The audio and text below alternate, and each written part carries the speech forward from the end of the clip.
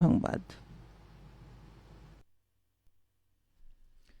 আসসালামু আলাইকুম। বাংলাদেশ বেতার, রাজশাহী। স্থানীয় সংবাদ পড়ছি মোহাম্মদ শহীদুল হক সোহেল। আজ আন্তর্জাতিক জাতিসংঘ শান্তিরক্ষী দিবস। বিশ্বের অন্যান্য দেশের মতো বাংলাদেশেও যথাযোগ্য মর্যাদায় এদেশ বছর দিবসটি উদযাপন করা হচ্ছে। জাতিসংঘ শান্তিরক্ষা কার্যক্রমে অংশগ্রহণকারী বিশ্বের সকল দেশের শান্তিরক্ষীদের অসামান্য অবদানকে এই দিনে গভীর শ্রদ্ধার সঙ্গে স্মরণ করছে দেশবাসী। এদিকে রাজশাহীতে নানা কর্মসূচির মধ্য দিয়ে উদযাপন করা হচ্ছে আন্তর্জাতিক জাতিসংঘ শান্তিরক্ষী দিবস।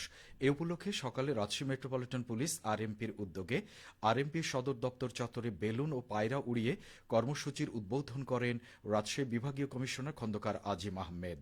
এ সময় আরও উপস্থিতি ছিলেন পুলিশের রাজশাহী রেঞ্জের ডিআইজি ড মোহাম্মদ শাহজাহান, আরএমপির পুলিশ কমিশনার মোহাম্মদ আবু সুফিয়ান ও জেলা প্রশাসক আফিয়া আখতার। দেশের ৬৮টি কলেজের নাম পরিবর্তন করেছে শিক্ষা মন্ত্রণালয়। এদের মধ্যে অধিকাংশই ক্ষমতাচ্যুত সাবেক প্রধানমন্ত্রী শেখ হাসিনা এবং তার পরিবারের সদস্যদের নামে ছিল। গতকাল মাধ্যমিক ও উচ্চশিক্ষা বিভাগের একটি প্রজ্ঞাপনের মাধ্যমে এসব কলেজের নাম পরিবর্তনের কথা জানানো হয়। নতুন নামগুলো মূলত সংশ্লিষ্ট এলাকার নামে রাখা হয়েছে। এর মধ্যে রাজশাহী মহানগরীর পদ্মা আবাসিক এলাকায় অবস্থিত সরকারি বঙ্গবন্ধু কলেজের নাম পরিবর্তন করে পদ্মা সরকারি কলেজ করা হয়। প্রজ্ঞাপনে বলা হয়েছে, মন্ত্রী পরিষদ বিভাগের নির্দেশনায় মন্ত্রিসভার সিদ্ধান্ত অনুযায়ী এই নাম পরিবর্তন কার্যকর করা হয়েছে। তারুণ্য নির্ভর, উন্নত, সমৃদ্ধ এবং জবাবদিহিতামূলক বাংলাদেশ বিনির্মাণের লক্ষ্যে সিরাজগঞ্জের উল্লাপাড়ায় আলোচনা সভা অনুষ্ঠিত হয়েছে।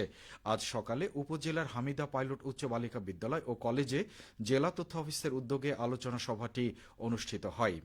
আলোচনা সভায় প্রধান অতিথির বক্তব্যে উল্লাপাড়া উপজেলা নির্বাহী কর্মকর্তা আবু সালে মোহাম্মদ সাদাত বলেন, দেশের উন্নয়ন অগ্রগতিতে তরুণ সমাজকে ভূমিকা রাখতে হবে। তারুণ্য নির্ভর, উন্নত, সমৃদ্ধ এবং জবাবদিহিতামূলক বাংলাদেশ বিনির্মাণে শিক্ষার্থীদের গড়ে উঠতে হবে।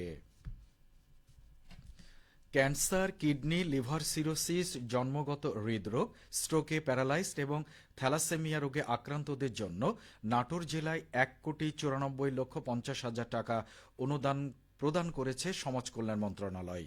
ইতিমধ্যে ২৫৪ জন রোগীর প্রতিজনকে ৫০,০০০ করে টাকা, ১,২৭,০০,০০০ টাকার অনুদান ইতিমধ্যে সংশ্লিষ্ট ব্যক্তির ব্যাংক হিসাবে প্রেরণ করা হয়েছে। চলতি অর্থবছরে আরও ১৩৫ জন রোগীকে ৬৭,৫০,০০০ টাকার অনুদান প্রদান করা হবে।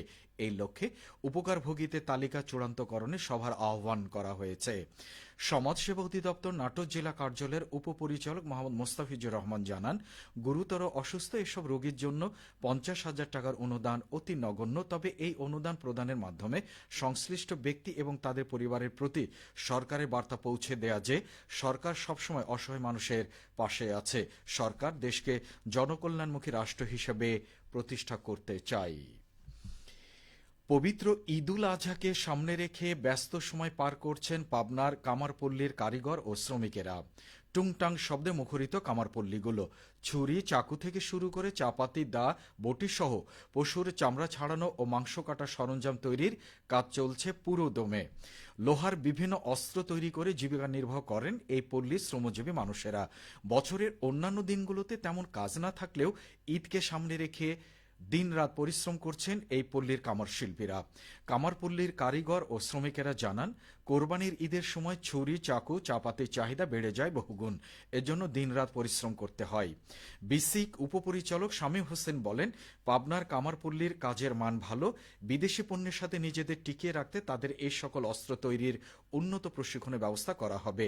একই সাথে কারো স্বল্প ইন্টারেস্টে বিসিক থেকে আর্থিক সুবিধা দরকার হলে আবেদন করলে তাদের পাশে থাকার আশ্বাস দেন।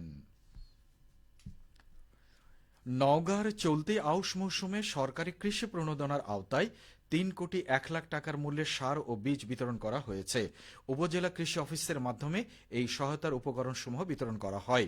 জেলা কৃষি সম্প্রসারণ অধিদপ্তর থেকে জানানো হয়, চলতি মৌসুমে নওগাঁ জেলায় প্রায় ৬৫,০০০ হেক্টর জমিতে আউশ ধানের চাষাবাদের লক্ষ্য রয়েছে।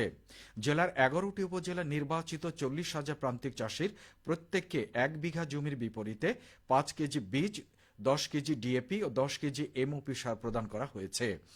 জেলার কৃষি সম্প্রসারণ অধিদপ্তরের উপপরিচালক কৃষিবিদ আবুল কালাম আজাদ বলেন, আউশ ধান উৎপাদন করে কৃষকেরা লাভবান হচ্ছেন, ফলে তারা চাষাবাদে আগ্রহী হয়ে উঠেছেন।